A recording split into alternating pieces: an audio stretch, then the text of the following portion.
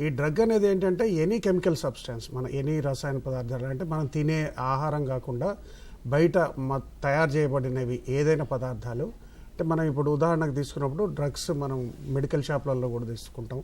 వాటి దేనికి వాడతాం?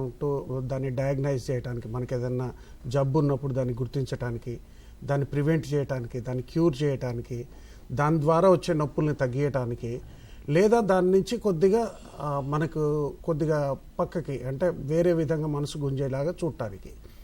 ఇవి ఒక విధమైన డ్రగ్స్. రెండో విధమైన డ్రగ్స్ ఏంటంటే ఈ మధ్య కొత్తగా విద్యార్థులు కావచ్చు, యువత కావచ్చు బాగా తీసుకునేది ఏంటంటే మనసు ఉల్లాసంగా ఉండటానికి కానీ, బాధను మర్చిపోవటానికి కానీ, కొంచెం డిప్రెషన్ అటువంటివి మనకి ఏమైనా ఉన్నప్పుడు ఒత్తిడి లేమి నుంచి బయటపడటానికి కానీ కొన్ని డ్రగ్స్ ఇవన్నీ వస్తున్నాయి. ఇప్పుడు వేరే డ్రగ్స్ అంటే అదర్ దాన్ మనం రెగ్యులర్గా వాడే డ్రగ్స్ అన్నిటి జనరల్గా ఇప్పుడు యూత్ అంతా రిక్రియేషనల్ డ్రగ్స్ అంటున్నారు.